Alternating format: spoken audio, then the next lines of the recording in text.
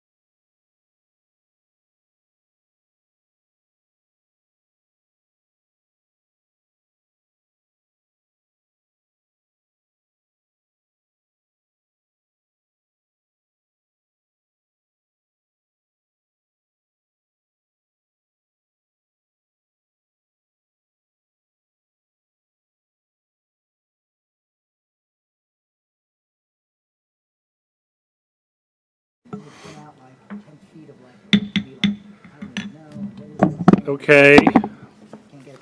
Let's call to order the November 18, 2024 Falls Church Planning Commission meeting. Mr. Trainer, will you call the roll, please? Yeah, Mr. Chair. Mr. Duncan, Here. Ms. Friedlander, Here. Mr. Krasner, I'm here. Mr. Puentes, Here. Ms. Comont, Here. and Mr. Stevens. Here. Thank you. We have a quorum. Okay. And we have a pretty, again, straightforward agenda, couple of action items, and then a work session item on the bike plan. So we will take comments during the action item section. Before that, we don't have anybody for the speaker series. Receipt of petitions. Mr. Trainer, do we have any written correspondence? No, Mr. Chair, we did not receive any correspondence this Okay. meeting. Do we have anybody here who wants to speak to the commission? See one person. Looks suspicious. Very suspicious. Okay. Then move on to our first action item, 6A, the Yassini Jewelers site plan, which we are going to defer, but do we have a staff report on this, or? Thank you. This evening, Gary Fuller, Interim Planning Director. This item was continued from your December, from the December 2nd meeting, and they were not able to resubmit to date. We gave them a date of January 15th.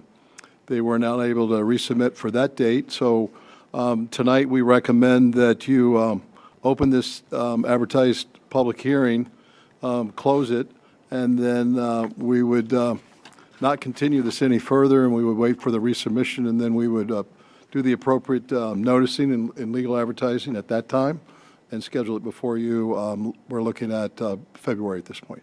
Okay. Thank you. All right, so it is an action item, so we will open the public hearing. I don't see anybody here to speak on this item. Mr. Trainer, do we have anybody who's sent comments or anything? No, Mr. Chair. So, again, nothing to do here other than to make a motion to continue the item. Anybody feels like asking questions or making a motion?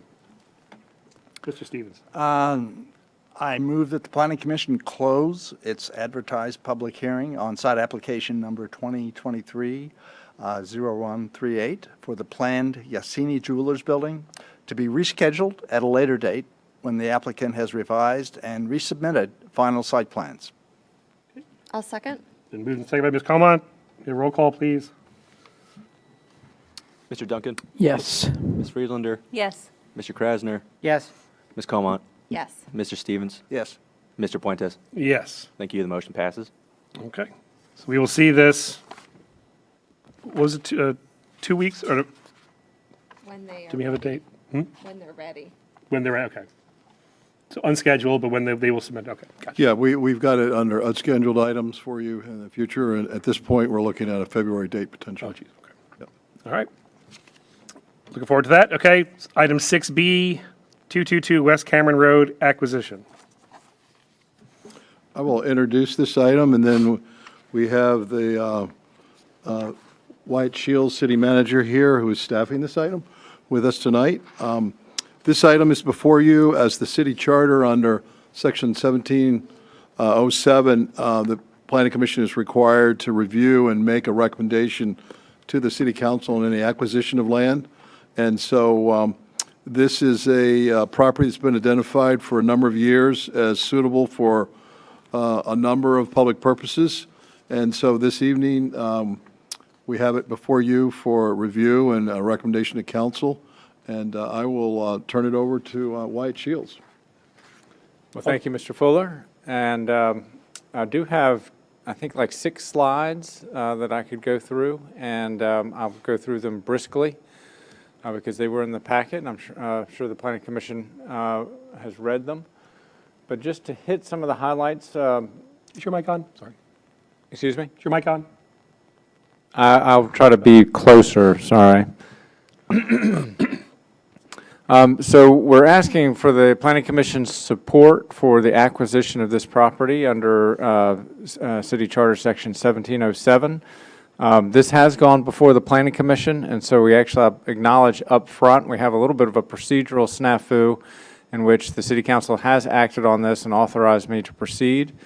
And I'm now asking the Planning Commission for the Planning Commission's support in light of sort of in conformance with adopted comprehensive plan documents that I'll reference tonight. The purchase price for this is $795,000. We do have a contract pending for this property. The City Council has budgeted funds. They used some one-time funds in a budget amendment about 6 months ago for this purpose. The parcel is not a large parcel. It's about just over 7,000 square feet. It has a single-family home on it. And importantly, it is in the FEMA designated floodway and 100-year floodplain.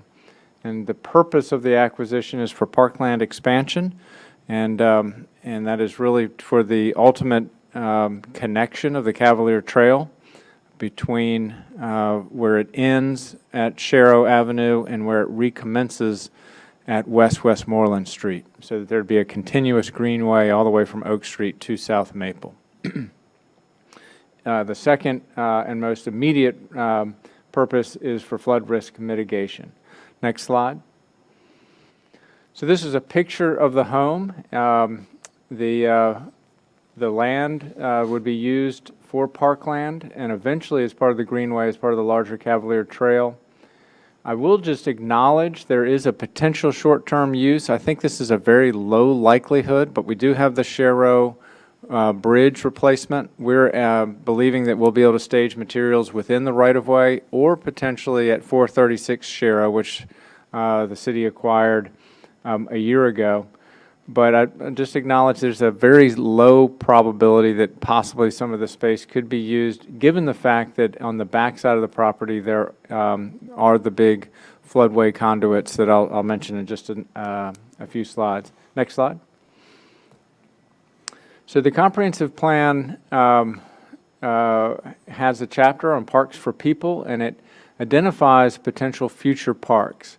And this was a part of the comprehensive plan that's more recent, but it is based on a 2005 effort to identify future parcels for parkland expansion, which Gary Fuller was involved in.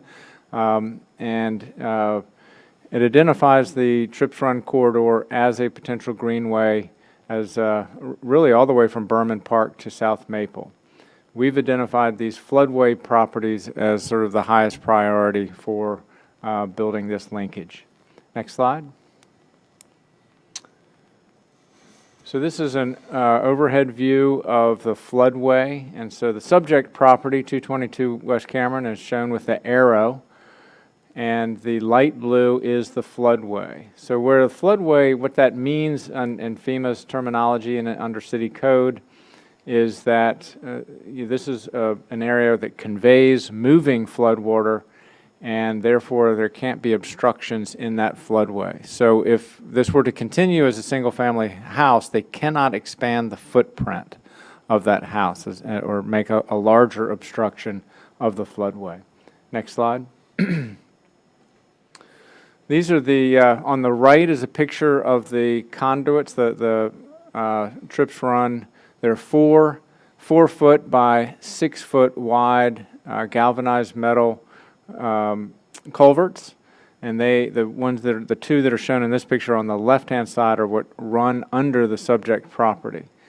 And the picture on the left, those red lines are sort of a rough approximation of where those culverts are located in the backside of the property. Next slide.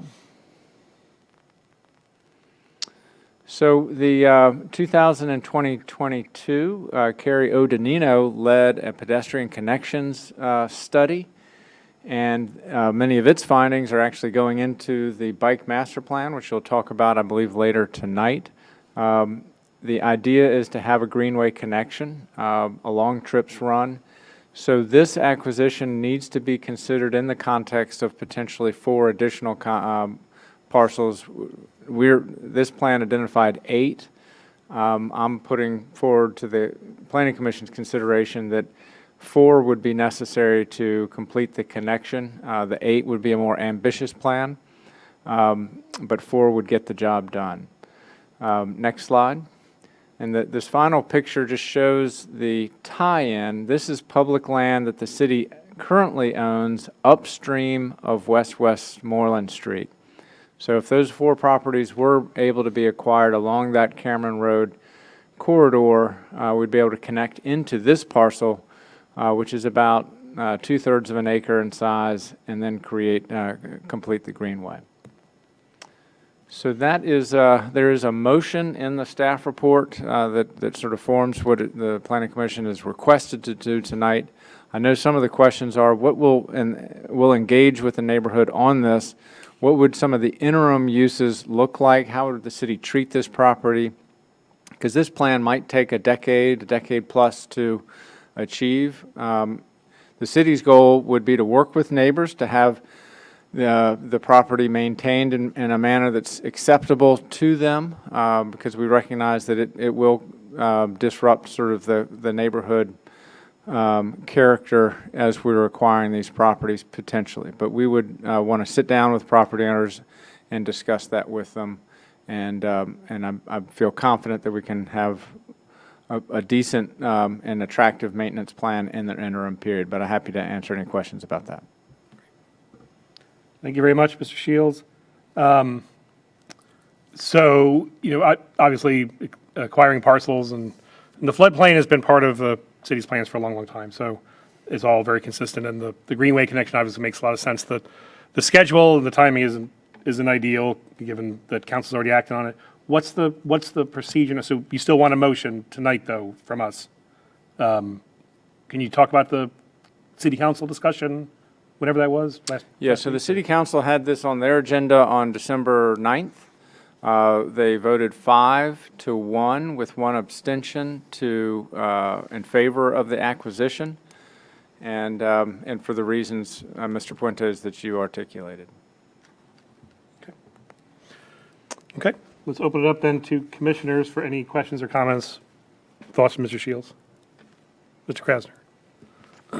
Quick question, and I chatted offline with staff a little bit about this, but I think just for the record, it's good to discuss the future for the property as far as the demolition of the house, and then, just what that means for the neighbors in the vicinity of that site in the interim. I mean, the Greenway will be fantastic. It will, as we all know, will take quite some time, short of, the city really making a targeted effort to purchase those properties, waiting for them to come on the market organically. It could take quite some time. So in the meantime, we'll have a vacant lot, kind of in the middle of a neighborhood surrounded on all sides by single-family detached. And so just if you could speak to maybe what the city's plans are, in the interim, and just to allay any concerns about, the maintenance of that lot when it's vacant.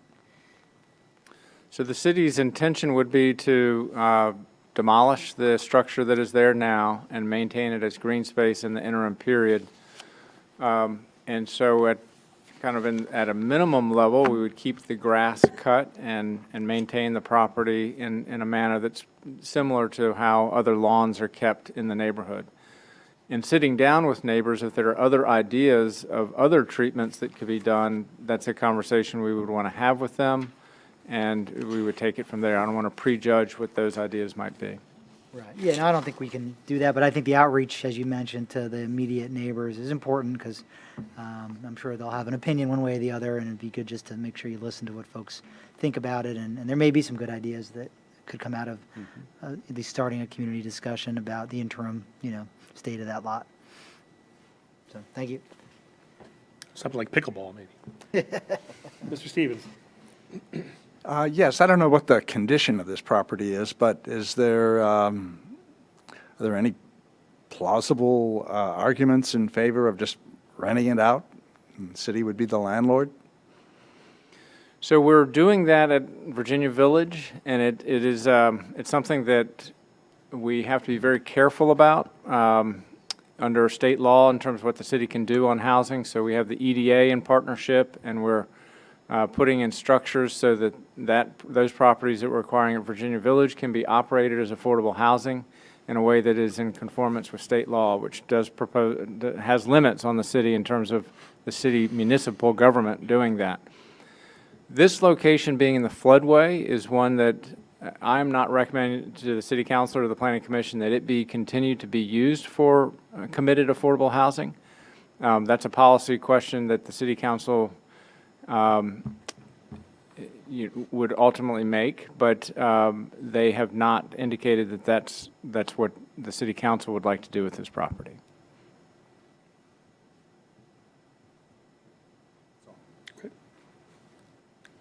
Anybody else? Mr. Duncan? Just one more question. So this is going to take, as you said, some number of years.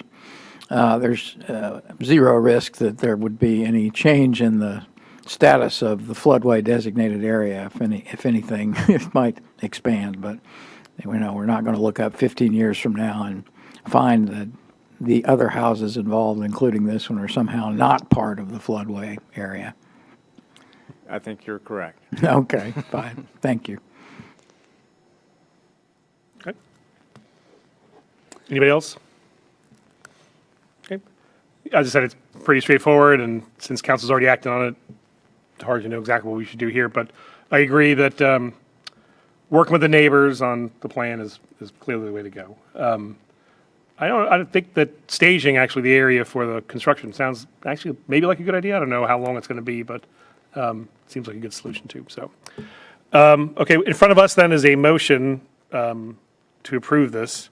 It's a long one, so anybody want to take the lead and make the motion here? I can do it. Mr. Krasner. I'm happy to do it. I'll just preface it by saying, I think actually, the city has done this in a couple other instances, and especially in a floodway. I mean, I think on the planning commission, we understand what that means, but I think for folks who aren't, as tuned into that, I mean, the floodway is actually the course of the water body itself that, in this case, the stream runs through underneath the backyard of this property and some of the others. And so the risk is even higher. It's like the most extreme risk you can have under like FEMA's guidelines. It's worse than being in the 100-year floodplain in the sense that you're at a higher risk of problems and damage. And so to be able to purchase that is actually a smart thing to do for the city in the long term. It helps everybody who has flood insurance to lower the rate by reducing the risk of damage. That would increase the policy for anyone who is in other parts of the floodplain that maybe is lower risk. So with that as a sort of preface, okay, so in the, I have to read the item number here. So, okay, this is, whereas the city and the property owner have negotiated mutually agreeable terms for the purchase of 222 West Cameron Road, not to exceed $795,000, and whereas 222 West Cameron Road is suitable for numerous public purposes, including the possibility of expanding outdoor uses for the adjacent school, expanding the surrounding network of parks and trails, flood protection, and environmental, maybe it's preservation? I don't know if it's, I think presentation might be a typo. Do we mean to say presentation? Maybe preservation, that's what I thought. Okay. Environmental preservation. And whereas 222 West Cameron Road has long been identified as a property for public purchase, being within the Trips Run floodway, as well as the 100-year floodplain, and supports city greenway connection goals included in the 2005 Open Space Acquisition Plan, the Parks for People chapter of the Comp Plan, and the 2022 Pedestrian Connection Study.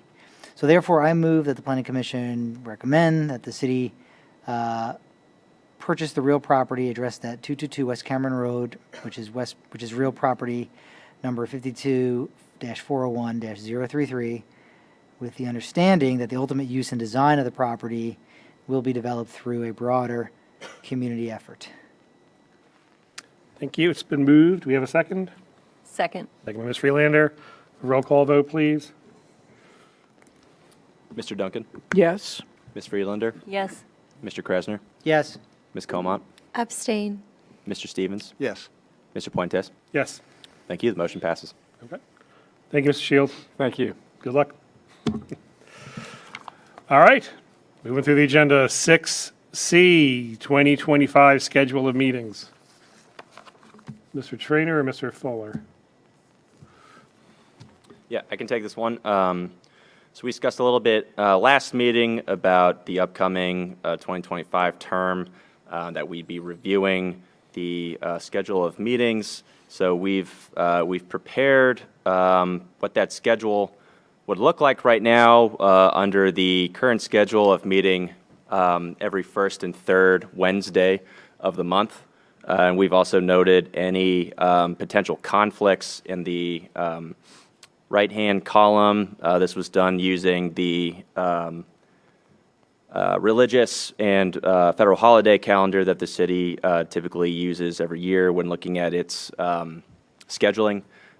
So the Planning Commission is recommended to review the proposed schedule here, and where there is a potential conflict, discuss and advise on potential makeup dates if so desired. One I do want to note is that the first meeting date, again, under the current schedule, would be January 1st, 2025, which is, of course, a holiday. So staff's proposing canceling that meeting and rescheduling or scheduling a makeup date of January 22nd as a proposed makeup date. I think that's the only proposed addition. There's also a proposed cancellation for a summer recess during your August 20th meeting as well. So with that, I'll give it to you, Mr. Chair, for any discussion. Thank you. Okay. Thank you very much. Obviously, the January postponement and rescheduling makes sense. Does anybody else spot anything else of concern schedule-wise, Mr. Krasner? Not really a concern. I mean, I'm not an expert on all things, related to Jewish law. I did have a bar mitzvah, though. So I would say that Hanukkah and Passover, those periods of time are not typically days where I think canceling a meeting would be absolutely, required in order to sort of be respectful of the holiday, because they're kind of a week-long festival. And I think in the case of the 16th of for Passover, it's not one of the first two nights of it. So it would probably be. I mean, it's just my opinion that having a meeting on that day would not pose like a direct religious conflict for the most part. In the April meeting. Yeah, in April. Same thing for Hanukkah. At the end of the year.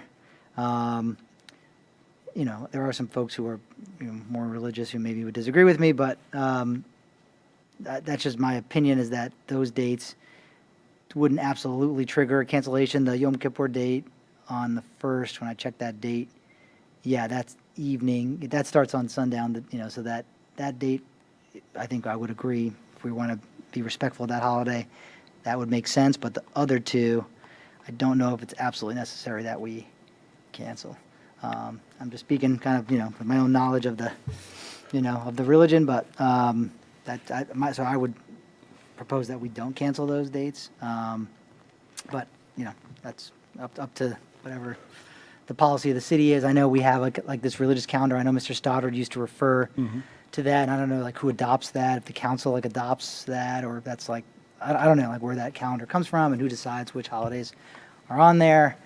You know, obviously I want to be consistent with whatever city council does and, you know, kind of take direction from them, you know, as far as like what they, you know, what their policies are for meetings and cancellation in respect to holidays, because I know that can be a fraught topic. I know the schools wrestled with that, kind of went one direction, then went another direction, and was kind of confusing and upsetting to some people in the community.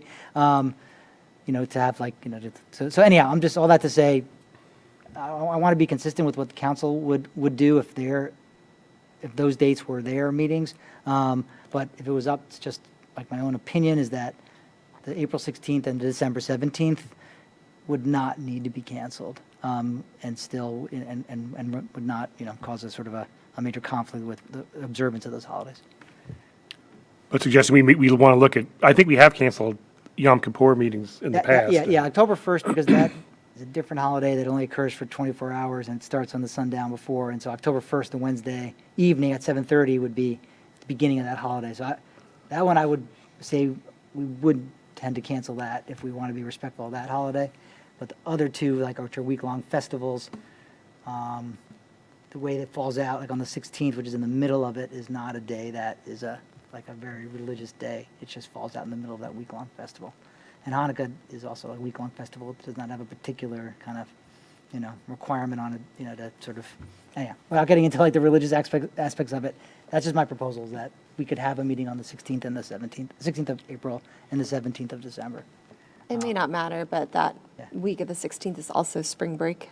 Well, that's a different issue, yeah. I mean, if it's spring break week, and a lot of people aren't going to be here and the schools are off that week, then there's some merit to that. That's, you know, so, but I know, yeah, so that may be a reason to cancel it, not because of Passover per se, but maybe just because of school break week. Actually, knowing that, there's a chance I wouldn't be here anyway. The schools are off that week, I think. But anyhow, so that's the thing. But yeah, just my 2 cents on it. Otherwise, Other thoughts? fine. That seems fine to me. Schedule? Canceling those two, I would agree. Canceling, The April 16th and the October October 1st 1st. meetings. and I think October was a 5 Wednesday month. So maybe there's a way to punt it to later in the month. I'm not sure. You might be running into Halloween. Halloween's not an observed. What about March 5th? I'm definitely not Catholic. I don't know. Like March 5th, is that typically a day that Ash those who know Wednesday. more about that holiday would think we need to cancel or not? And I don't know, again, I don't know if the city council, like, is there a policy that if they have a meeting on any of those days, they cancel? I don't know if Mr. Shields, since he's here, knows if the city council, when they do their agenda, the calendar for the year, they would cancel on these days. Do you know if they abide by that policy? Since you're here, well, we'll take advantage of you being here. Do you know if the city council, when they adopt their calendar for the upcoming year, how they deal with religious holidays? So they would not schedule in Yom Kippur, Hanukkah. I don't have the full list, but I know that those two are on the list. Okay, so they just have that list adopted, and did they adopt this list? I'm just curious, like who, They do. The city clerk maintains a calendar and then looks ahead the full year in advance. The goal is to not do anything at the last second, but Right. rearrange it at the very beginning, just as you all are doing right now. So council normally would not meet on December 17th, yeah, right? yeah, I mean, if that's what council's policy is, like, Just- I'm happy. Even if it following weren't a their lead. holiday. Yeah, I mean, I think that's better for the city to be consistent for across all boards and commissions. So if that's their policy, regardless of my opinion, I mean, I'm fine with following their lead, if that's what they would do. But So why don't we do that, Mr. Trainer? Why don't we look at whatever the council's schedule is and just adhere the planning commission schedule to the same kind of criteria that they would put together? Sure. We can do that. Any other thoughts on that? It is an action item, so I think we do need a motion, if anyone is so inclined. Yeah, we could also defer and bring it back at the first January meeting, since that still adheres to the same schedule. It'd just be the second January meeting or the third. Wednesday. So happy to bring that back and we can revisit it. Yeah, maybe if you could, I mean, just check with like other boards and commissions or, check with the city clerk about that list and just, confirm that, yeah, if that's city council's policy, with Mr. Shields just related, then we'll follow suit, or Okay. my recommendation would be we follow suit, but, yeah, and it would be helpful to know that. Sure. That works, for everybody? Do we need a motion to defer, or do we just, Is it an action item? We probably should defer it. it's an action item, so I don't know if, do We we, probably should defer it. We should make a Yeah. motion to defer it. I'll move, Move to since I'm defer. talking a lot, I'll move to defer it to, what would we say, January? 15th. All right, I'll move the adoption of our 2025 calendar to January 15th, 2025. been moved? I'll second. Second by Ms. Comon. All in favor? Aye. Opposed? Okay. Thank you. Thank you for that. Let's go ahead and approve these minutes. Item 6D, Planning Commission minutes of November 20th, 2024. Questions or comments on that? Or a motion to approve? I move we approve the minutes of November 20th, 2024. Moved by Ms. Comon, Second? second by Mr. Stevens. All in favor? Aye. Aye. Aye. Opposed? Okay, Planning Commission, item 6D, Planning Commission minutes from December 6th, 4th, 2024. I have one Questions or change. comments? Mr. Stevens. On line 106, it says, "Each commissioner read aloud a disclosure statement." Since my property is not in a subject zone, I didn't read the statement, so.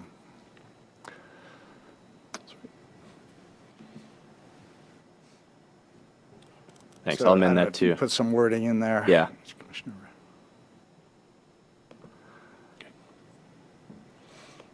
Maybe something like each commissioner as applicable read aloud. Or you could just put my name in. I'm not fussy. Good catch. Other comments? You want to approve? With that amendment, I would move to adopt those minutes. Moved by Mr. Stevens, Second. second by Ms. Freelander. All in favor? Aye. Opposed? Okay, we have the minutes. Okay, let's move on to the work session items. Item 7A, bike plan update, final work session. It's been before us a couple times in the past. Looking forward to this discussion. Mr. Fuller? Yes, thank you. Bicycle Master Plan, we have this before you is for a final work session and update as well. And then on January 15th, you'll have this scheduled for a final public hearing.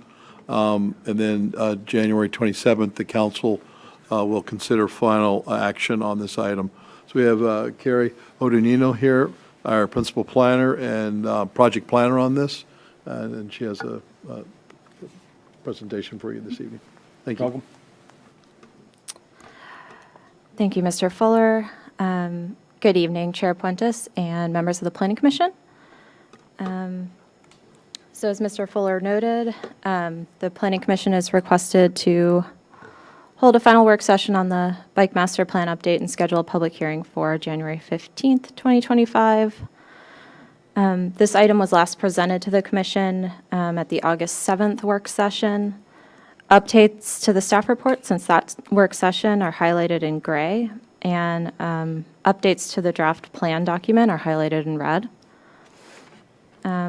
Looking at line 27, Planning Commission last reviewed these materials during the August 7th work session.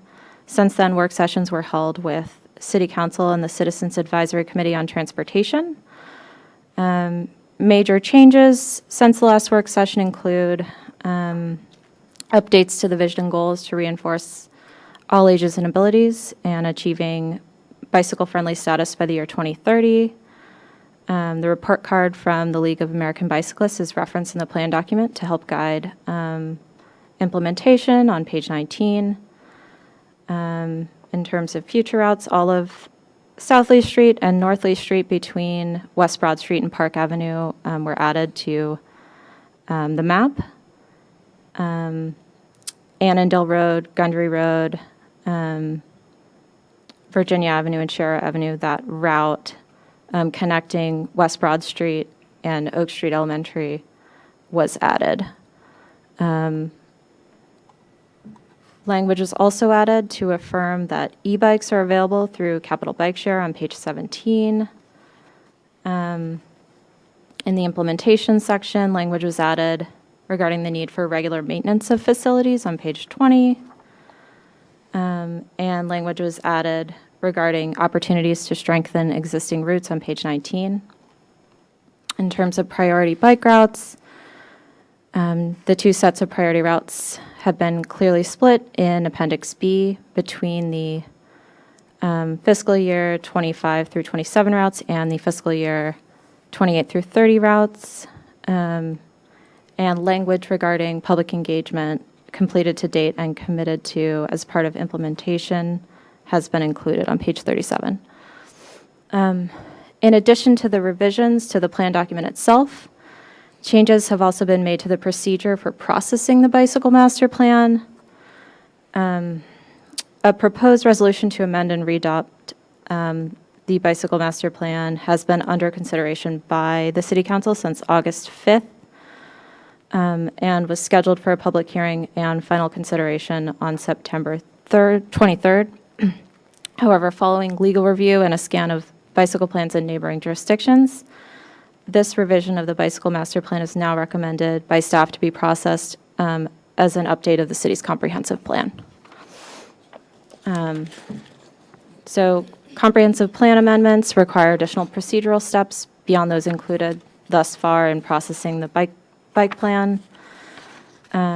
These steps include city council initiation by resolution, additional advertising, and submission to Fairfax and Arlington counties for comment at least 10 days in advance of anticipated adoption. Additionally, the draft plan must be routed to VDOT for a 100-day review period. And these additional external reviews have led to the recommended change in date for final consideration by City Council from September 23rd, 2024 to January 27th, 2025, which is the current schedule. The city has received comments back from VDOT, which were included as an attachment to this report.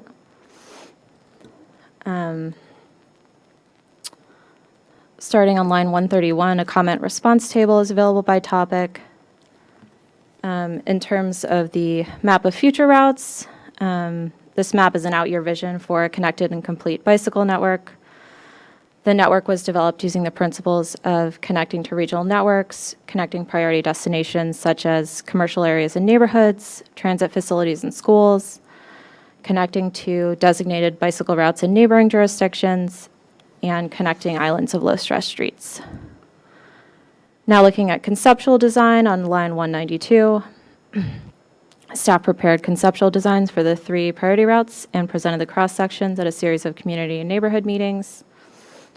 During the meetings, meeting participants also requested traffic calming and pedestrian access improvements, as well as consideration for parking utilization and operational impacts for trash and recycling pickup. City staff also had a recent meeting with residents of the Falls Plaza condominiums, where they shared concerns around littering, security, privacy, and liability, as well as noise and loss of trees. A brief 2 or 3 sentence description of the concepts shown below is provided in the appendix of the draft plan update. And staff is planning to begin survey and preliminary design for the routes and engage in a second round of community meetings during spring or summer of 2025. Now looking at the implementation section on line 237, implementation involves a 4-pronged approach, including building new bicycle facilities, improving existing facilities, installing bicycle parking, and hosting educational events. And implementation should be guided by the goal of achieving bicycle-friendly community status. Looking at the timing section of the report, line 260, we kicked off this update with a discussion of scope and schedule with council in October 2023, did a review of existing conditions and identified priority routes in late fall 2023 and winter 2023 and 2024. Reviewed conceptual designs March through June of this year, held work sessions in August and September of this year, in addition to this one, with final consideration expected in January of next year. So I'd be happy to take any comments or questions at this time. Great. Thank you, Ms. Ignino.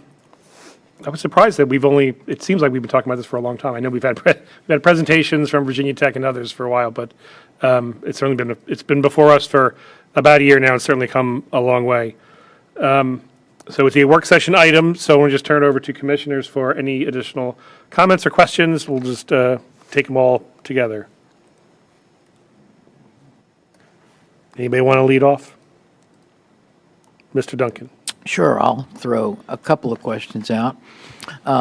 So if I'm talking to one of my neighbors on Southwest Street, can you give me the Cliff Notes version of what they should expect in terms of the when on more public process? I see it's referred to in the calendar, but just can you go over the high points, at what stage will the pictures and drawings be when that public engagement is offered? And when would the conclusion of that process be reached?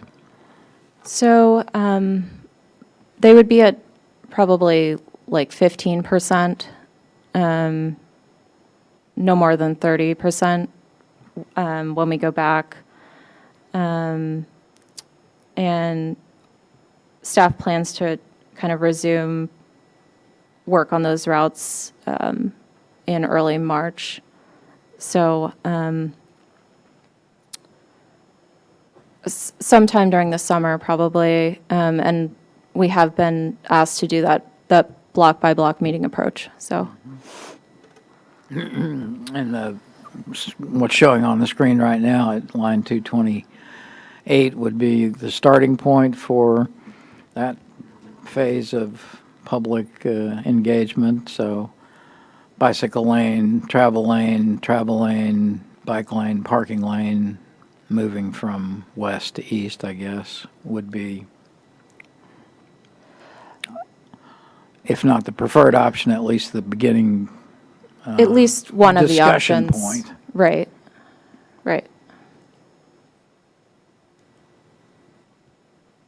Okay, thank you. Chubb, just kind of building off that, so at one of our, I think it was our last session, you mentioned residents in the Falls condominium concerns about so the city's response, so we'll address those concerns. Doesn't really seem to be addressed here, but at the work sessions, you said in the spring, or the public outreach sessions. So, yeah, there are no plans to use like condemnation there, and so we are planning to just continue to kind of talk to them about what might work and try to find a solution that, could address their concerns. It's obviously a big piece of Right. those connections. Okay. Other questions or comments? Mr. Stevens. Happy to jump in here. First of all, with some good news. I noticed out front of the building as I came in this evening, there were some silt walls there. I was just wondering if you could elaborate on what we're seeing there. Absolutely. So that silt fence was required in order for the City Hall bike shelter to get a permit for construction. Construction is currently slated to begin January 13th, pending, any inclement weather. The work would last 5 to 6 weeks. There will be sort of temporary loss of use of around 3 of those automobile parking spaces during the day while the work is happening, but not in the evening, is my understanding. And so, yes, it's on its way. Very good.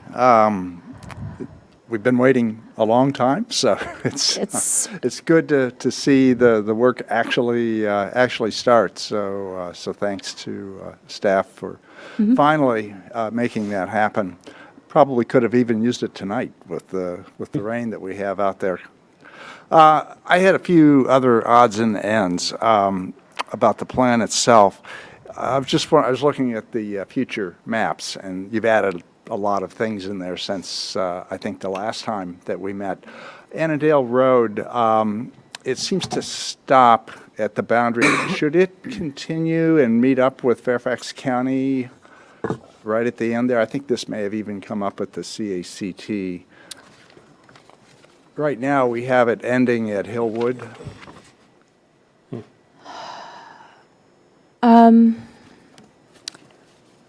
I guess it depends in part on whether Fairfax County plans to It's in put. the actual plan, the second attachment, Jack. Sorry to interrupt you.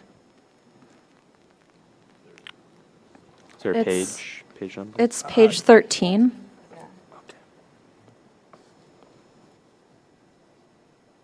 Yeah. So it just kind of ends right there at Hillwood, which, I don't know, may be appropriate if Fairfax County doesn't have any plans on Annandale Road, but that just seems like it's a wide enough road that it could facilitate some type of bicycle infrastructure, in which case we would kind of want to meet them. Okay. So I don't know. I'll just offer that, and Yeah. I will trust your judgment as to whether or not that's needed. Also, do we need to have a reference in the plan about bringing our city code in, as relates to bicycle usage, into conformance with the state code? There may be some cases there where they're not quite, I don't know whether that needs to be in the bicycle plan. It may be just something that we do normally, not only with respect to bicycling, but in other aspects of the city code where we have to always kind of look at what's happening at the state level and make sure that our city code is in compliance with those state laws. Yeah, that may be something that we do as part of like a larger update to, the ordinance. Yeah, Yeah. okay. As long as you're aware of it and that there are some things that I believe may not be in sync. So I'm sure that would help. Let's see. I had requested earlier to add North Washington as a route, and you did that. So thank you very much. I think that will be worthwhile. I'm looking forward to the initiation of some scheduling. I think you referred to it as pre-scoping plans. That's for the large North Washington Street project. So I would definitely look forward to that and the start of public engagement on what can be done there. And also, I had raised earlier about tying our biking plans to other city objectives, such as energy plans and affordable housing, and I see you've incorporated that as well. So as I read through the plan, I could see a lot of areas where discussions that we had here were incorporated into it. So again, thank you for that. So I think, we've got a lot of challenges in the cities. Our streets are narrow. We don't have ample budgets to add bike lanes and so forth, and people vary dramatically in their opinions on whether they want bike lanes or not. So there's a lot of challenges. So I think credit to the effort to put together a bike plan that tries to reach consensus within the city. And right now, for me at least, I think you've done that about as well as it can be done. So. The one thing I hope that this plan will do better than the 2015 plan is that will actually result in infrastructure, for spending. So I go back and look at the 2015 plan. There's a lot of good vision in that plan, but we didn't get a lot of infrastructure over the last 7 or 8 years. So I think that'll be the true test of this plan ultimately is do we start to see some facilities? And that's why I'm really excited about the bike shelter across the street, because I think that's the sort of thing that when people start to see things like that, then it will make more sense. So that's all I have, but thank you very much. Thanks. Thank you, Mr. Stevens. Como? Yeah, I'll just second a lot of what Mr. Stevens said and compliment you, Carrie, on all the hard work that you've done on this. Thank you. And I know you've incorporated a lot of feedback and have spent a lot of time on this plan. So I just want to say I really appreciate all of the time and effort and expertise that you've brought to it. I think, like, to what Mr. Stevens was just saying about this plan, actually having, like some concrete actions or, fostering some concrete actions towards like a more bike-friendly city. I think the plan goals that you've outlined will really help with that. They're really nice. They're concrete. We want to be a bicycle-friendly community by 2030, like having an actual date in mind. And that driving towards that goal will help us like really think about like how we can make some improvements to our infrastructure to meet it. So I appreciate that. I really appreciate the references to all ages and abilities that you incorporated into the vision statement as well.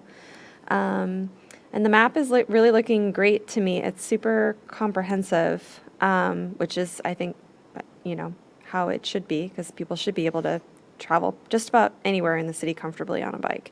It's only 2 square miles. One small thing that I'll just share with you is that my son rides to school. He's in the middle school, and he goes straight up Lee. So I'm really glad you added Lee, because it's an easier grade, definitely than Oak. It's a really tough hill. But he goes all the way up Lee and straight down to the dead end, and then there's a little cut through to the trail. So I understand why you would maybe not put that on the map, but you could consider, like whether that might make sense maybe at some point in the future or now. I don't know. I don't know how the neighbors there would feel about, in inviting traffic on and off the trail. It is a dead end area, but right now it's just kind of like a little dirt path through to the trail, so it wouldn't really take a lot to connect it. And it's because it's a dead end street. It's really quiet and easy to ride on. So that's just one suggestion and observation. That's how he and all of his like middle school friends already today are traveling to the school. One thing that I think the street labels that you have here are helpful. I guess you mostly included all of the major or minor streets. I don't know. I was like, is that timber? I think that's timber. So more street labels, I think, is helpful if you can fit them in without making it too messy. Just one piece of feedback. And then I really appreciated the new maintenance section that you added in the plan. I was wondering, as we're thinking about installing like protected lanes, do we have the appropriate sweep cleaning? Like, do we have the right machinery to be able to like maintain and clean those? Do you know? Or is that something that we need to think about for CIP in the future? So we don't have that right now, so that would be something to think about. Is that something that we should identify as like a need in the plan so that it's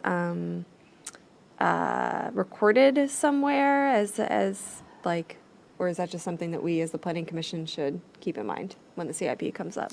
So it's also in addition to like the equipment for it, which is I think when Zach gave me a quote, he said like $600K. But I think Herb also expressed that we don't currently have the staffing. Yeah, to be able to And run those. So I Yeah. think Yeah. both of those would need to be resolved. Okay. for Okay. that. Yeah. That was it for me. Thank you again. Thank you. Other comments? Anybody else? Just a minor, actually, since we're talking about the graphic, I think, like the color, the 2 shades of green for on and off are like kind of close, and depending on like the screen you're looking at it on and the way it displays those colors, they blend together a little bit. So maybe if you're going to keep it in the green family, make them a little more distinct or maybe a different color because, I feel like off street, there are fewer of those in the city. So I don't know. Just you can play around with it to see if you can, you can get it to be a little more distinct. Just right now, it's like it's in my opinion, they're too close of a shade. So maybe consider making it a little more distinct. And in addition to the labels is a good idea too. Like any street that we show a bike trail, you should probably put a label if you can fit it, so people know what we're talking about. But otherwise, we've seen this many times over the course of. I forget how many months when we first, I guess the schedule tells me when we first saw it, but no, it's come a long way. I remember the Virginia Tech study. True story, I hired someone off that study team who now works at the county. I always ask him about it, and he asks me about it. I said, we adopted it yet? So I can tell him now that we're getting closer to adopting it. But in any event, so it's been a long way, to get to this point, and you have done a great job. It's these things do take a long time, but the proof of the quality is in the final product. So just that's really my only comment. Just little tweaks to the map, but overall, it's a good plan. Agreed. I see it's kind of come a long way as well. Mr. Duncan? One thing that occurred to me that I brought up some time ago, and I'm not sure whatever came of it, is the question about the illumination of certain key intersections where there is anticipated to be heavy pedestrian and bicycle traffic where that has not been the case before. And I'm thinking about right up the street from me at Founders Row 1 and 2. I mean, when both those buildings are fully operating and people are living in them and going to the movie theaters and the restaurants and all the other great things that are going to be up there, it occurs to me that the lighting at that intersection is more like candlelight Williamsburg style, not, a more urban kind of setting. And I know council talked at one point about, picking a grade of illumination for streetlights in certain key location. I don't know whatever came of our process of deciding, what sort of lighting we were going to try to put in, not only on the poles, but also on the decorative, lights that we have on our own. Is that touched upon anywhere in any of your materials, or has that been thought about, talked about? It's not. We can bring that up with Public Works staff and see what maybe solution, we could look at. Yeah, I think that'd be helpful if it's not too much extra work. It's just that, the Cherry Street intersection down on East Broad somehow was an early demonstration project for lamps, and, the illumination there is like New York City Times Square. And that's okay if the people around there don't mind it, I guess. I mean, it's always, to me, in the evening, particularly given that it gets dark now at like 4:15 in the afternoon, when kids are still coming home from school, it's helpful to have brighter illumination almost everywhere, in my opinion, but certainly key places on your map here that might be good candidates for investing in better lighting would improve safety all the way around, I think. If you could look into that, I'd appreciate it. Thanks. Can I second that real quick? I was just actually just thinking about this tonight because I ride back and forth to the East Falls Church Metro. It is very dark, particularly, like at a lot of intersections. It's quite, Falls Church in general is very dark. And I know that we were looking at I think selected that LED illumination, our preferred illumination. Those are being slowly replaced, right? 3,000 Kelvin. Yeah. But yeah, there's lots of areas in the city where more lighting would make you feel a lot safer as a rider. And there's one particular area, and this is a Nova Parks problem, but when you're coming down off the new bridge and you're approaching Little Falls, it is pitch dark and you're moving fast, and people like loom up, and you don't even see them. They're wearing black jackets, and like I've had to like swerve to get around people. It's dangerous. I think there's some street lights that are going in there. It's pitch black right now. I hope they come soon. There's some that you can see. Some of the others they're like preparing to like finish the installation. They've put in some like That's good. acorn style lights or there was the other name. And anyhow, you can see them like coming in. I don't know why they got delayed from the rest of the project, but I think there's going to be lights there. Good. The crossing, yeah. I don't want to run anybody over.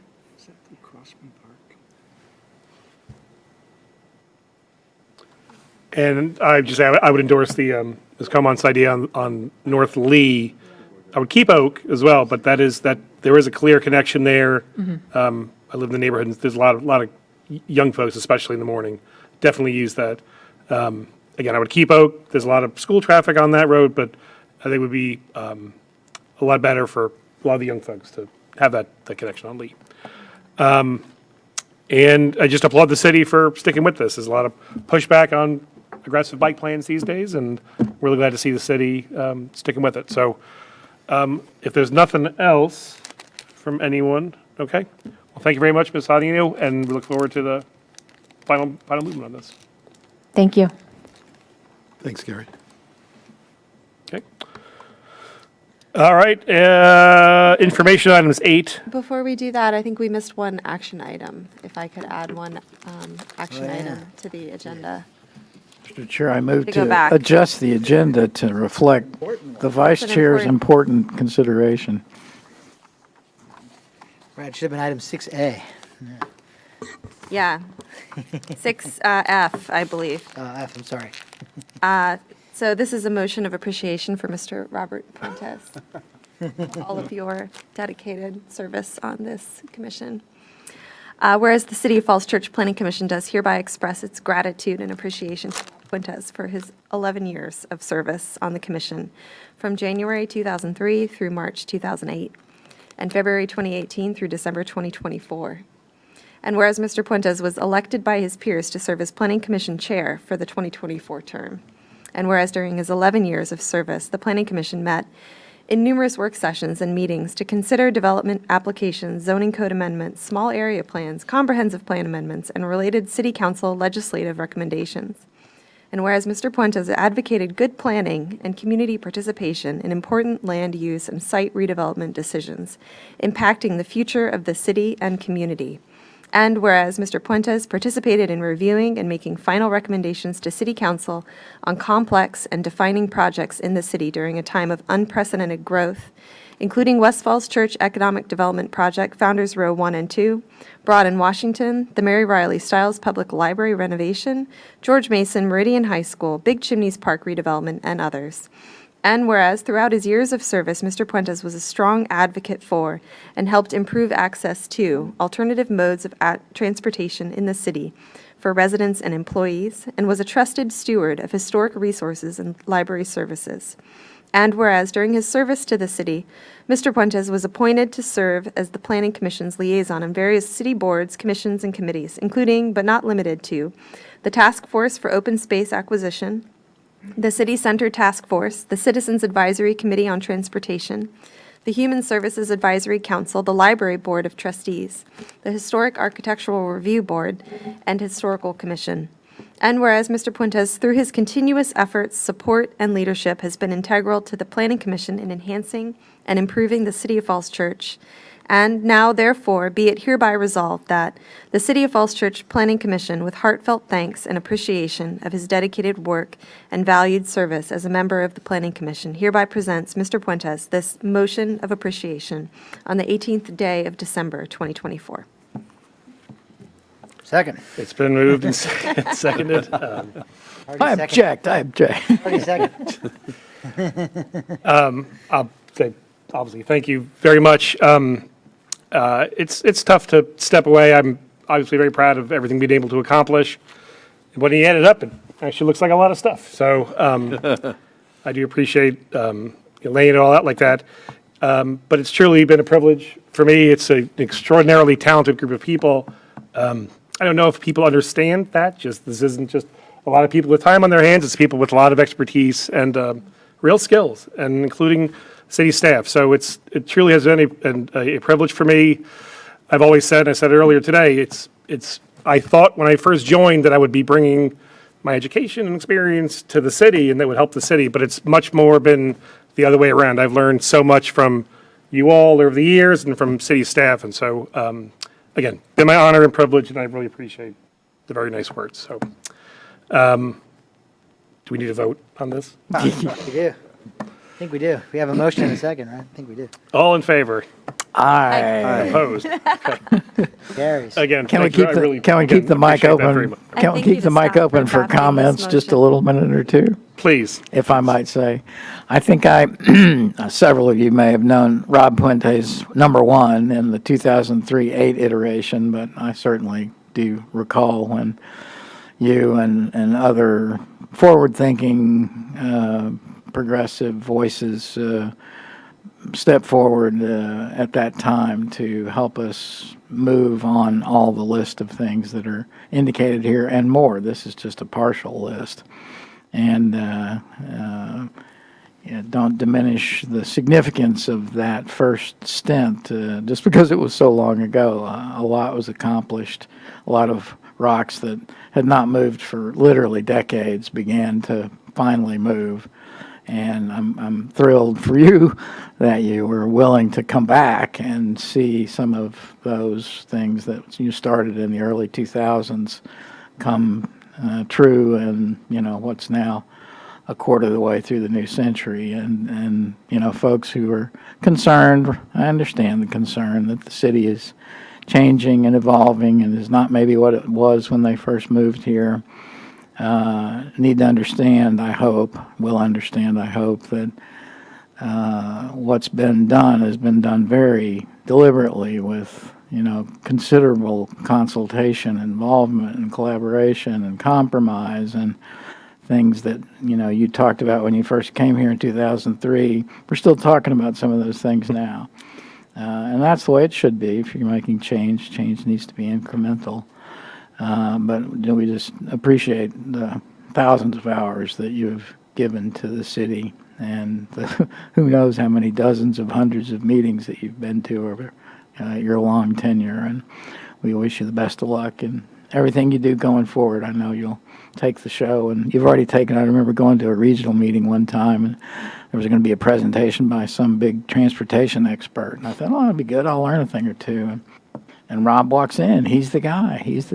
And the whole room was like totally wrapped with what he was presenting.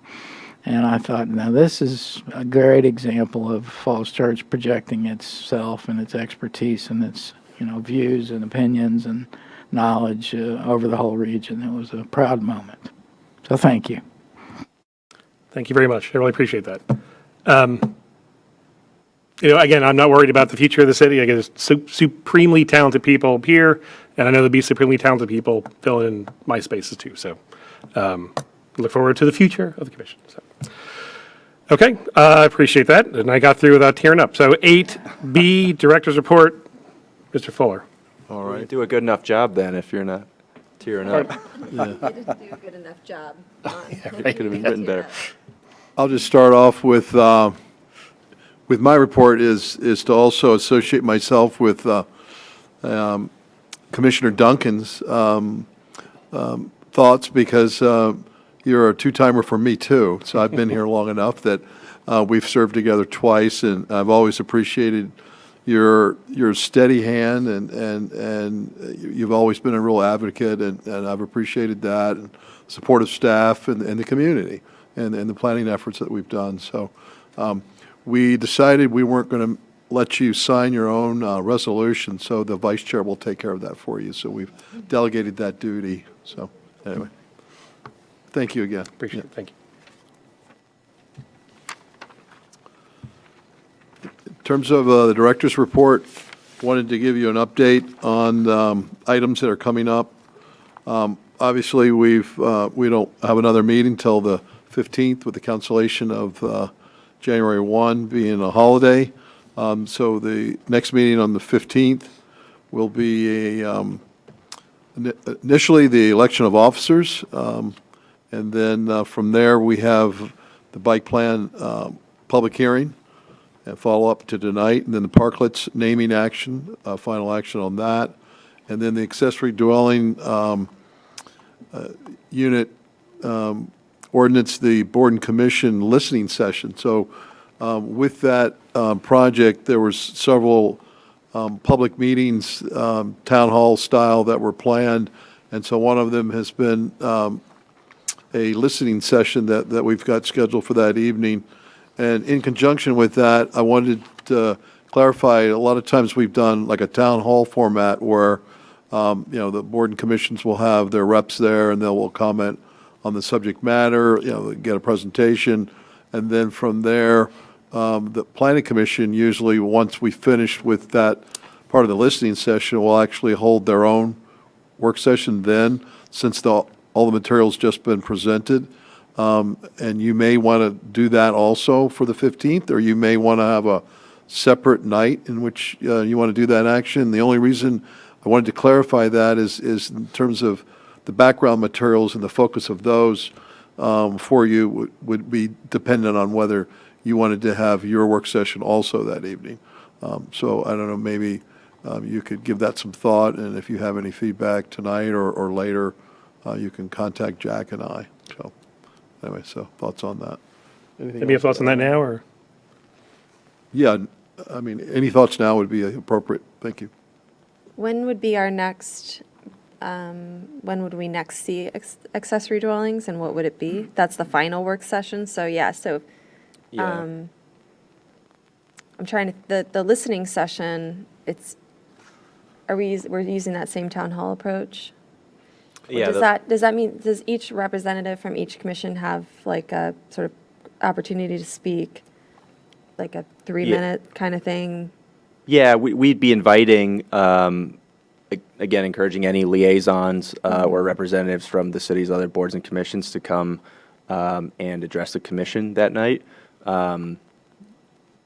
We could discuss maybe more, or think a little bit more about how like that would run if we're gonna limit it to three minutes, or just kind of line up and have turns, like asking questions or comments or something like that. It's something I can ask the city clerk about for her thoughts. We still have a little, some time to figure out, kind of mechanically how that'll work, but that'll be primarily, again, for boards and commissions to come and address the commission. Well, from my perspective, I think there are still a few unresolved issues for this commission, so I would prefer to have a work session in addition to the public listening, boards and commission listening session that evening. Okay. That would be Yeah. my preference. I just think, yeah, I mean, I think I agree. I mean, it can get a little unwieldy depending on how many people show up. I mean, I like the idea, and I know city council, I think I heard somewhere that there was some discussion at the city council when they referred it out that it would be more efficient to like have all the boards and commissions come to our meeting but that kind of like then kind of co-ops our meeting a little bit. Yeah. I get it as far as not wanting to make the staff have to go to like a number of different boards and commissions, but I mean, to be frank, this is just, I don't want to go off on too much of a tangent, but I think our role is different than all the other boards and commissions. And when it comes to an ordinance update, we have an outsized, more significant role. And I don't like always to be lumped in as just like another board and commission, because we're not, we have a statutory requirement, which a lot of those other boards do not. Anyhow, so yeah, I would kind of agree that it could, we should think carefully about that, and maybe I'm okay having a meeting with other folks to come and listen. But if we, I remember once we did it on a project, and it was like every single member of every board and commission got to like give their 2 cents. I would, and yeah. It was kind of ridiculous. It took forever, and you really couldn't. I don't know. It wasn't really that. I would prefer each board and commission have one representative that can represent that board or commission and attend the meeting, Okay. hear the briefing. Yeah, And I mean, that might be better. we don't have to set a time limit, but I think they tend to be relatively brief in their comments. And then we can use that feedback to kind of inform our discussion subsequently. That sounds good. Yeah, the difference, and the reason, kind of we're asking is in terms of materials, we're, obviously the planning commission had a work session following council's first reading, and, gave great feedback. So, in terms of incorporating that feedback right away for your next work session, January 15th, or, incorporating that next time so that the listening session is on the same material that the planning commission heard at its work session, which is, again, just what council referred out. And any thoughts on that? Because I could see it maybe getting a little confusing where the boards and commissions may be discussing, again, what council referred out, but if we have an updated proposal based on the planning commission's last work session, it could be, it would just take some maybe clarifying about, what version folks are speaking on. I think one Thoughts on that? version is better, but should it be the council version or the sort of updated version based on our most recent feedback? Is that the question? Yes. What do people think? The most updated version so that it keeps kind of Evolving. evolving, yeah, because I feel like a lot of the comments might be comments we've already addressed. Right. So it might be good, I'm sorry, my mic's not on. It might be good to have it kind of evolve so that we're working with the most updated version so that we can get feedback on those ideas, right? So that it's not kind of a replay of some of the same things that we've already kind of Yeah. discussed. I think that makes sense. I mean, council expects us to sort of bring a evolved product back to them, so it doesn't, if we think it's going to change, and if staff has recommendations for how it might change to address some of the feedback that you heard in the last work session, then I think it would make sense to move that forward. Okay. So how does that work? The comments that we gave last time are incorporated by staff into a new generation document, which comes back to us, and we hear from board and commission reps. At the same time, it comes back to us, and then we have a separate discussion about the next step based on whatever we've heard from boards and commissioners or the public or anything else. And Yeah, do we do we do all probably- that in the same night, or do we stagger it by 2 weeks? The same night for this planning commission's review versus other boards and commissions? Yeah. Okay. Yeah, so I think how we would tackle, the 15th at least is we'd update the term sheet that folks are probably now familiar. We'd say, this is what council referred out based on the planning commission's feedback. Any changes would be in a new column and highlighted in that gray, as is kind of the format we've been employing. We'd also update the draft code with that same kind of gray highlight called out, and we'd summarize all the changes, obviously, up front in the staff report, so that's as obvious as possible. But yeah, we would make that comparison to show, what has changed since the planning commission's last work session, again, based on what council referred out and the feedback received at the last work session. And that's that document would be available in advance of January 15th Yeah. for We boards would and post commissions and that. public and anyone else. Yeah. And the council in the interim would not act any further on this matter until we're finished with what we're going to do on the 15th. That's right. I think council's next work session is scheduled for February. Okay. And so the planning commission has the 15th, and then another work session scheduled for February 5th. And then on February 18th is when council's final work session is scheduled. Okay, that all sounds good to me. What do people think about how mature the discussion is going to be that night? How long is it going to take to hear from everybody else and then process it and talk about Yeah, I mean, each how of many our boards and own commissions are we opinions? talking about? I mean, That's a I mean, lot. is it That's a like- lot to do. And like- but if it's the only thing basically we're doing for that night, it's doable. Well, there are 4 There's things not- on the list. Yeah, there's a lot. Yeah. Yeah, but I see other things on that night. Are there other they- things that might be able they to give move me if they pause. needed to move? Maybe like parklets can move or something. We can check the bike plan. The bike plan ads are already in because we have to do those several weeks in advance, and with the holidays coming up, we're on an even shorter deadline. So maybe we can check on parklets. If That the may be commission a- feels like that, That may you be want a more time for pretty that, we could. Quick item, potentially. No, Well, I if- predict it will not be. Anything, if you followed the love sculpture debate at the council meeting last Monday, oh my gosh. No, I think the parklets thing Maybe needs we to can be move it. very deliberately considered, and, council seemed to put themselves off on that. And they're trying to kick the ball over to us, so, I don't know, that, Yeah, and I would think there's a longer time frame on that. I mean, there's nothing urgent of pushing parklets naming. I mean, I would think. I don't know. I don't want to speak for my colleague, Yeah. Ms. Bazemore. I mean, when it comes down to it, her- I mean, I don't know. I mean, I'm not trying to throw our weight around, but we can kind of set our own agenda. So we don't really need staff's permission, with all due respect. I mean, we can, if we don't want to hear it, we're not going to hear it. So we should decide what we want to do. And if we think it's too much, then staff will have to juggle. no, sorry, staff. Just happens sometimes.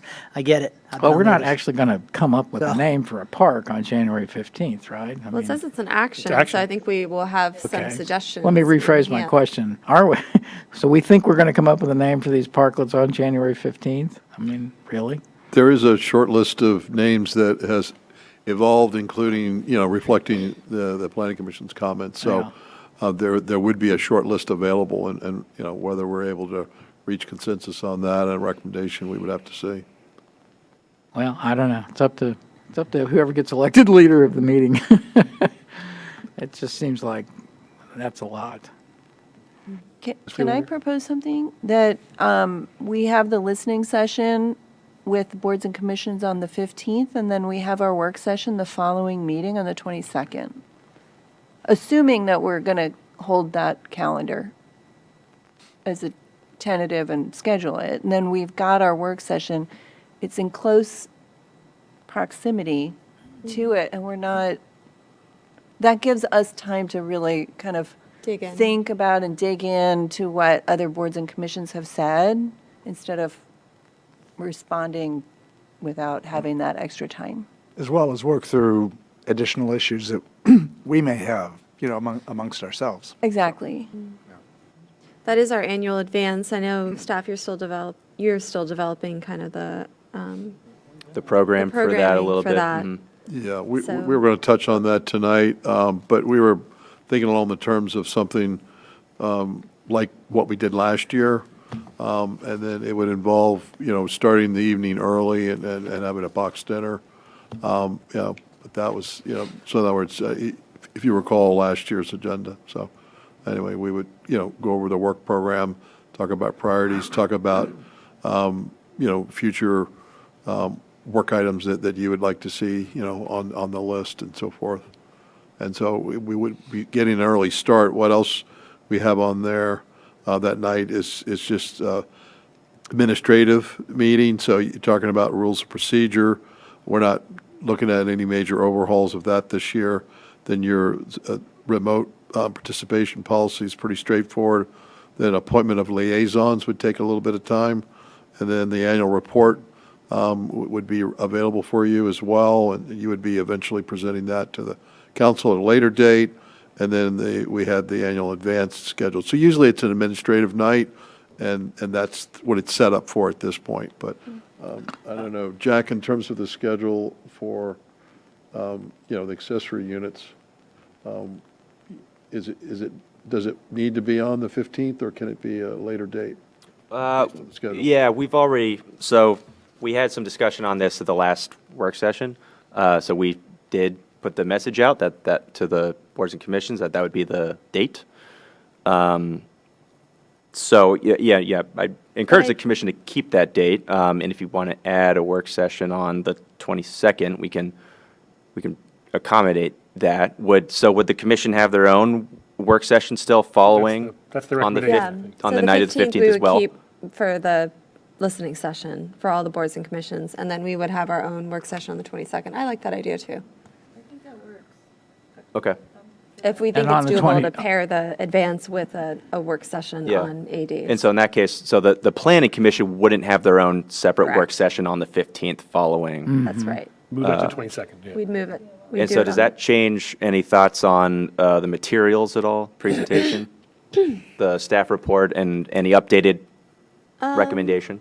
It is only a Actually, it week. does- I mean, well, I think maybe we do want to see the council version then and get the boards and commissions feedback on the council version. Yeah, we got to turn it Yeah. around Yeah, right that makes away. sense.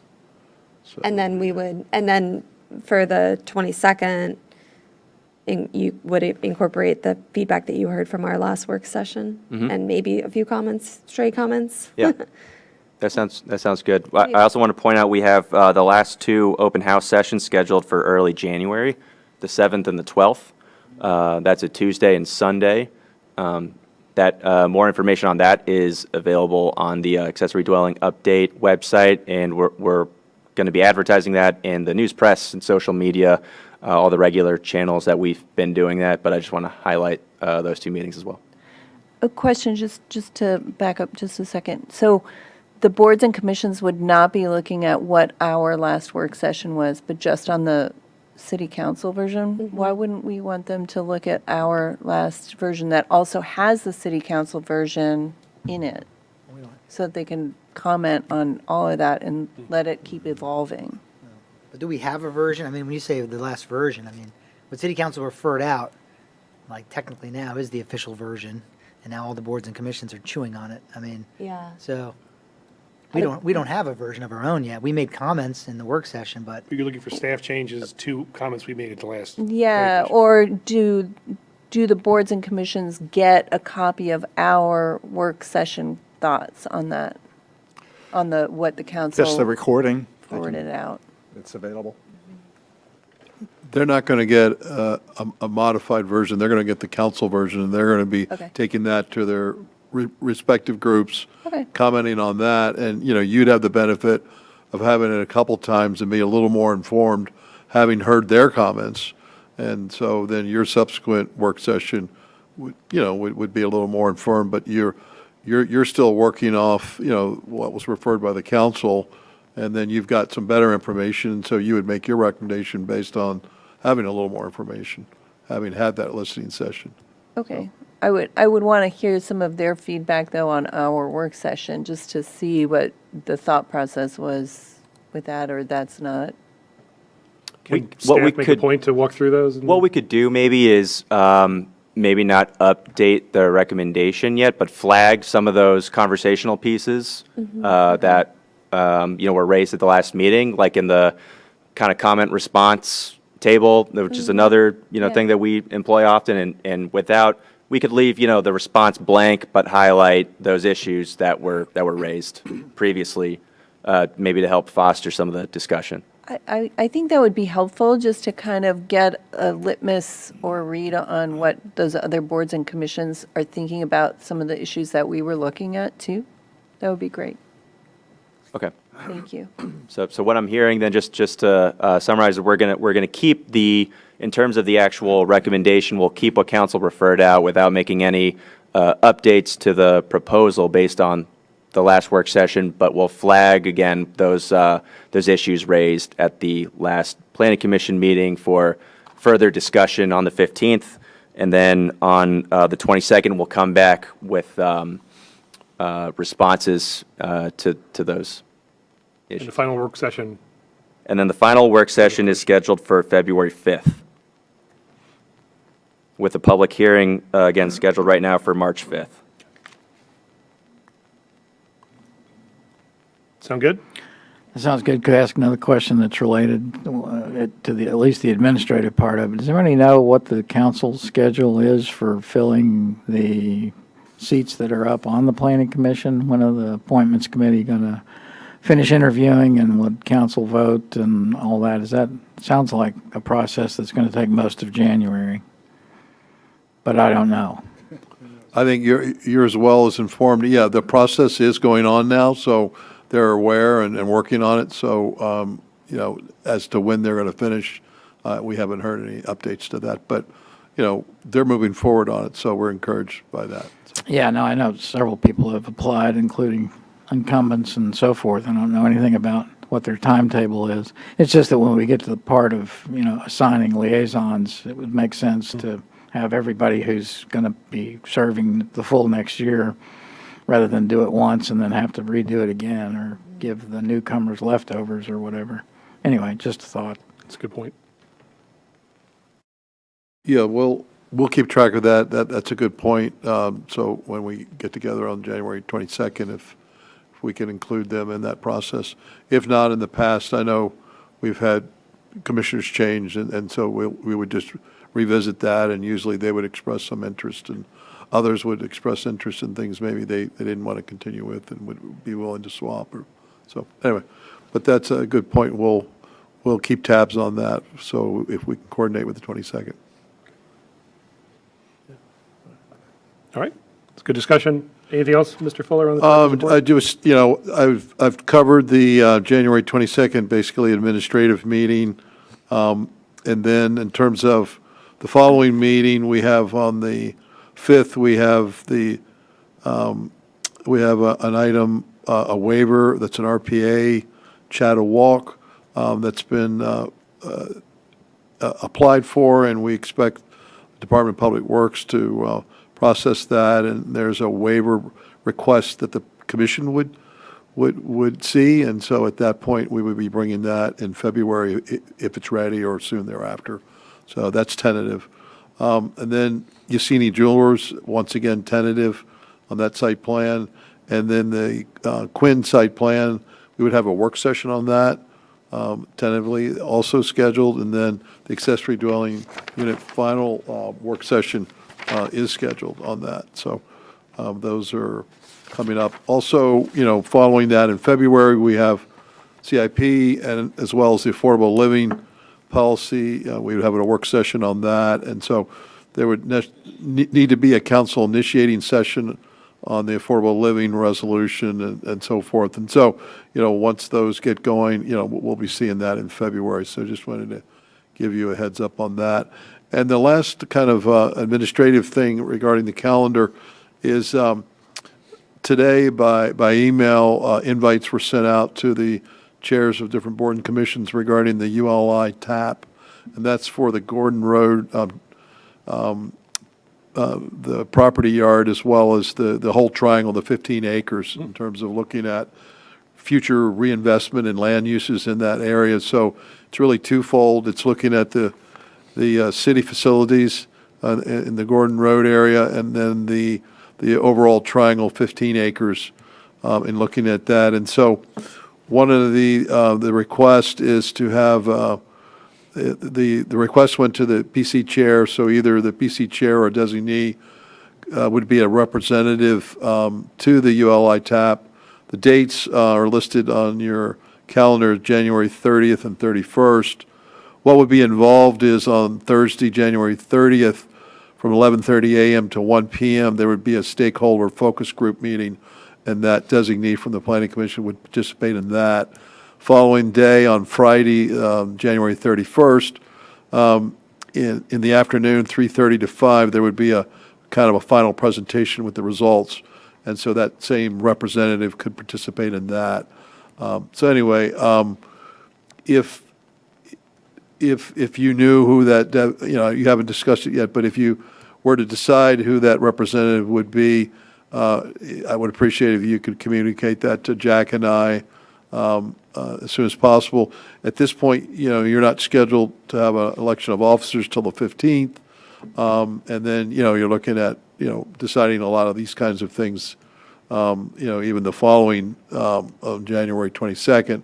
So that email just went out to the chair, so I'll let you guys discuss that between yourselves, and either the chair or designee, can be communicated back to Emily Blazemore, and then Jack and I would appreciate that. So, can that be assigned on the 15th, that meeting, or is that? it could be. I mean, at this point, we could just say to be determined, and we would just list the planning commission chair until the final word is who the designated representative would be.